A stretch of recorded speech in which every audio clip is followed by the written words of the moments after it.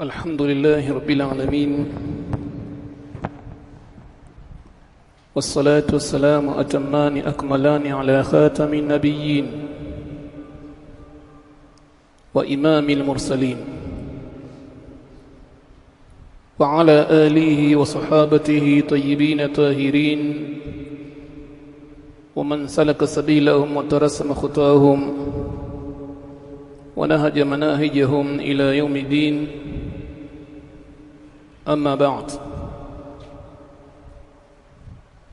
baada ya kuzungumzia shurutu kubuli dua, sharti za kukubaliwa dua,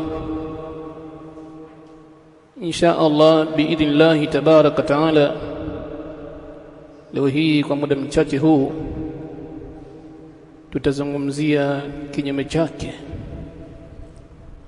yani mawani'u ijabati dua, vizuizi vyenye kumpelekea Muislamu kuzuiliwa kutokubaliwa dua zake na maombi yake. Na hilo ni katika jambo ambalo ni muhimu sana Muislamu kulielewa na kulizingatia, kwa sababu inaweza ikapelekea kutumia muda wake mwingi kufanya amali nyingi na ibada nyingi, na akatanguliza ikhlasi kabisa na mutabaa, anayefanya hayo kumfuata mtume wa Allah, lakini akawa si mwenye kukubaliwa dua zake na maombi yake, hali ya kwamba yeye mwenyewe huenda kadhania kwamba dua zake zinakubaliwa, kumbe hakuna kinachokubaliwa katika dua zake wala maombi yake. Moja katika mambo yenye kuzuia mtu kutokubaliwa dua zake, atawassu'u fil harami, kujikunjulia sana mtu katika mambo ya haramu, akawa hajali haramu, yeye anakula tu vitu vya haramu, anafanya mambo yaliyoharamishwa mingi. Ama kutojikunjulia, ikawa baadhi ya wakati tu anaingia katika maasi na mambo ya haramu, baadhi ya nyakati si kawaida yake kufanya hivyo, hii haizuliki kutokubaliwa dua zake. Lakini ikiwa muda wote maisha yake yote amejiweka vile ni mtu wa kula haramu tu na kufanya mambo yaliyoharamishwa, aklan wa sharban wa lubusan wa taghdhiya, katika hali ya mlo wake, kinywaji chake, mavazi yake, mwili wake, kukulia kwake, yeye ni mtu haramu wakati wote, huyu dua zake hazikubaliwi. Ndio maana utaona kwamba Allah tabaraka taala, jambo la kwanza kabisa aliwaamrisha mitume ni kula halali. Imekuja kwenye hadithi an Abi Hurairah radhiyallahu anhu qala qala Rasulullah sallallahu alayhi wasallam, amesema mtume wa Allah, ayuhan nasu inna Allaha tayyibun la yakbalu illa tayyiba, enyi watu, hakika Allah tabaraka taala ni mzuri, wala hakubali Allah upande wake isipokuwa kizuri tu. Wa inna Allaha taala amara almu'minina bima amara bihi almursalin, hakika Allah tabaraka taala amewaamrisha mitume yake na mijumbe yake, amewaamrisha waumini kwa yale ambayo aliwaamrisha mwanzo mitume. Faqala taala, basi akasema Allah mtukufu, ya ayuha rusul, enyi mitume wa Allah, kulu minat tayyibati wa'malu saliha, kuleni katika vizuri na mutende matendo mema, inni bima ta'maluna alim, hakika mimi kwa yote mnayoyafanya ni mwenye kuyajua vizuri sana. Wakala ta'ala, na kasema Allah mtukufu, ya ayyuhalladhina amanu kulu min tayyibati ma razaqnakum, enyi ambao mlioamini kuleni vizuri vizuri ambavyo tumekuruzukuni.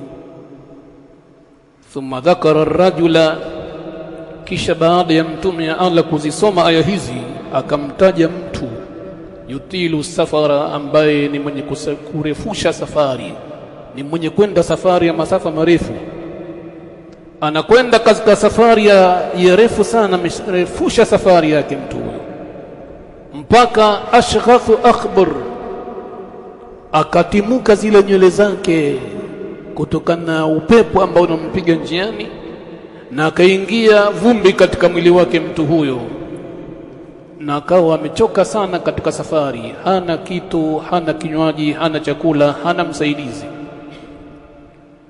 anahitaji msaada. Yamudu yadaihi ila samaa, mtu huyo akawa anainua mikono yake juu, yani mbinguni, huku anasema ya rab, ya rab, Mola wangu mlezi, Mola wangu mlezi, yani anataka msaada kwa Allah. mat'amuhu haramun wa mashrabuhu haramun wa malbasuhu haramun wa ghudhiya bil haram fa anna yustajabu lidhalik, hali ya kwamba mtu huyo chakula chake ni haram, kinywaji chake ni haram, mavazi, nguo zake alizovaa ni haram, yeye mwenyewe yamelishwa haram. Wapi na wapi kukubaliwa mtu huyo dua yake? Kula haram kunampelekea mtu kuzuiliwa, kutokubaliwa dua zake na maombi yake. Jambo la pili ambalo linamfanya mtu asikubaliwe dua zake anazoziomba, hata kama ni mwema kiasi gani, istinjalu wa tarki dua, kufanya haraka, kufanya haraka kutaka kujibiwa, kwamba Allah mjibu haraka haraka, na mwisho akaacha kuomba dua, basi Allah hamuitikii maombi yake. Na hayo yamekuja katika hadithi ya Abi Huraira, qala Rasulullah sallallahu alayhi wasallam, mtume kasema yustajabu li ahdikum ma lam ya'dil,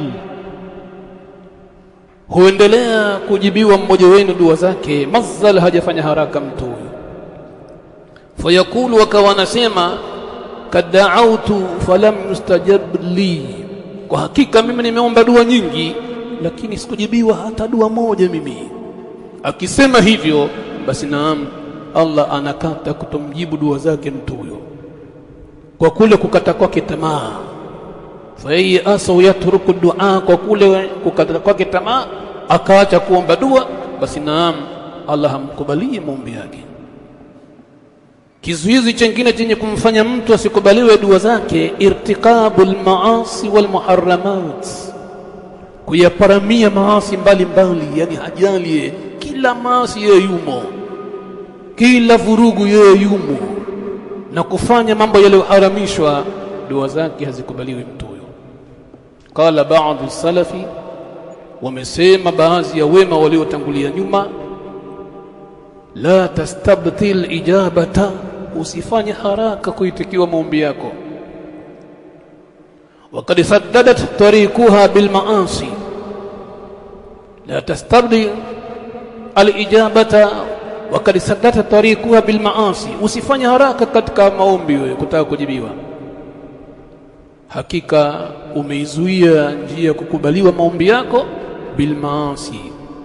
Waqad saddatta tariqaha, kwa hakika umeizuia ile njia ya kujibiwa bil maasi, kwa sababu ya maasi uliyofanya. Kwa madhambi na maasi yanampelekea mtu maombi yake hata akilia kiasi gani Allah hamkubali, kwa sababu ni mwenye kuendelea na madhambi. Ndio mshairi mmoja anasema, nahnu nad'u al-ilaha fi kulli karabin thumma nansahu inda kashfil kurubi, kayfa narju ibata lid-du'a kad saradna tariquha bidhunubi. Sisi tunamuomba Allah katika kila msukosuko, na tunamsahau Allah, tunamsahau Allah wakati anapotuondolea sisi matatizo yetu, tunamsahau kumwomba Allah. Vipi tutataraji sisi kukubaliwa dua zetu hali ya kwamba tayari zile njia za kukubaliwa dua zishafungwa kwa sababu ya madhambi yetu tuliyofanya. Kisha mshairi akasoma aya, inna Allaha la yughayyiru ma biqaumin hatta yughayyiru ma bi anfusihim, hakika Allah habadilishi mazuri yaliyoko kwa watu mpaka wabadilishe yaliyomo ndani ya nafsi zao. Yani kule kufanya haraka katika kuomba dua, mwisho akamwasi Allah tabaraka taala, naam, Allah humuondolea mtu huyo neema zake. Almani'u rabi, kizuizi cha 4, tarkul wajibati allati awjabaha Allah, kuacha mambo ya wajibu ambayo Allah amemwajibishia mja wake akayawacha, mfano sala, zaka, hija, kila kilichowajibishwa akakiwacha kwa makusudi na istizai na kejeli, basi mtu huyo dua zake hazikubaliki. Wengine watu wakamwambia fulani, we mbona husali siku hizi? Nishaswali miaka mingapi sijapata chochote, wala fedha sipati kwa kuswali, nishaswali sana hamna chochote nachokipata, bora nikaa hivi hivi tu.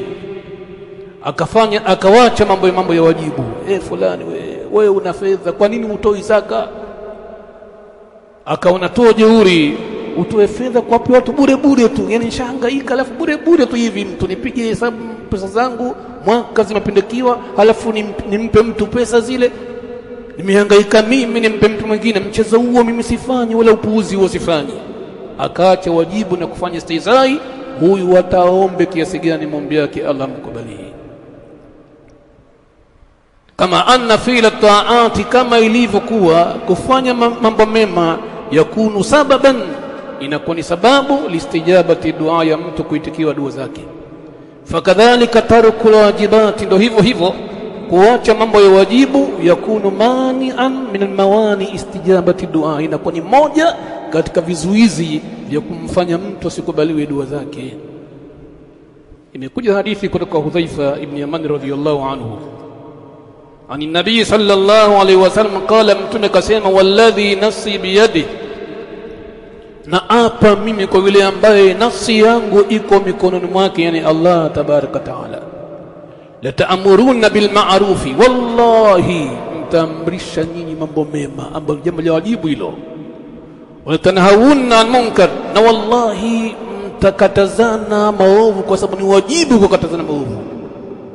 Au kama hamkufanya hivyo, kufanya wajibu huo, liushikana Allah atakurubisha ayab'atha alaykum ikaba minhu, kukupelekeeni juu yenu adhabu zenye kutokana na yeye.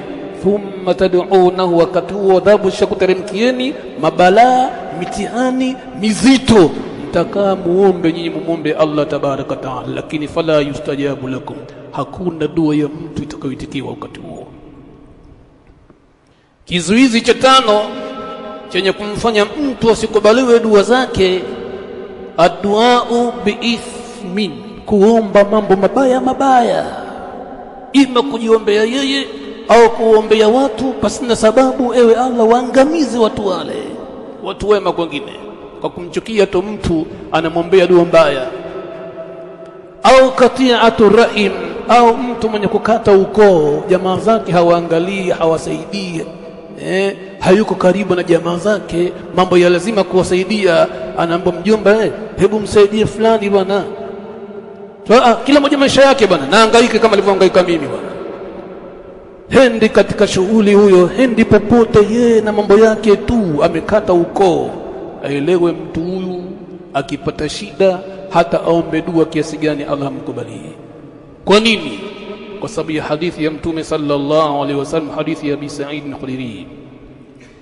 Tunakasema, ma min muslimin yad'u Allah bid'awati, hakuna muislamu yoyote atakayemuomba Allah kwa dua yoyote, laisa fiha ithmu, ikawa ndani yake dua hiyo hakuna mambo yaliyosababisha kuingia katika madhambi, wala kati'atu rahim, wala mtu huyo hakukata ukoo, illa a'tahu Allah biha ihda thalath, isipokuwa Allah lazima atampa moja katika mambo 3. Hadithi ambayo tulisoma jana hatukuimaliza kwa sababu ya kipengele ambacho tulikusudia kukiingia leo hii.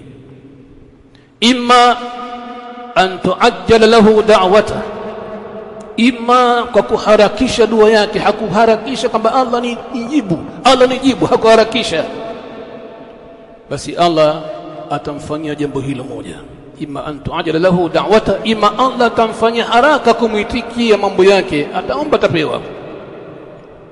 Jambo la pili, wa imma an yudakhiraha lahu fil akhirah, ima Allah hatamuitikia dua yake katika dunia, lakini atamwekea akiba akhira. Anaomba sana duniani ajibiwi, lakini kiamani Allah anamwekea akiba, na unakumbuka wewe kwamba uliomba kitu kadhaa kadhaa kadhaa, lakini hukuchoka wala hukukata maombi yako kuniomba mimi. Leo hii angalia neema ambazo mimi nimekupa, majumba haya, mahulaini hawa, neema hizi zote ni kwa sababu wewe umeniomba na wala hukuchoka, pamoja na kwamba mimi sikukuitikia katika dunia. Na jambo la tatu, wa imma an yasrifa anhu bisu, ima anaomba alafu Allah anamuondoshia baya. Kaomba jambo fulani la khairi, lakini Allah hampi, anamuondoshia matatizo aliyokuwa nayo. Qalu idhan nakfir, masahaba walivyasikia maneno haya wakasema, kwa hivyo bora sisi tukithirishe tukuomba dua, Allah asituitikie duniani, atuitikie kiamani. Idhan nakfir, kwa ajili hiyo bora tukithirishe tu kuomba wingi wa madua, tusijibiwe, Allah kiamani atujibu. Qala Allahu akthar, Allah ni mwingi wa kuzidisha neema kwa waja wake, nyinyi endeleeni kuomba. Hayo hivyo ni katika vizuizi vitano ambavyo vinamzuilia mtu asijibiwe dua zake. Viko vingi, lakini muda huu ni mchache, kwa tunachukua kiasi tu. Naktafi bihadha alqadri. Subhanakallahumma bihamdika, nashhadu an la ilaha illa anta, nastaghfiruka wa natubu ilaika.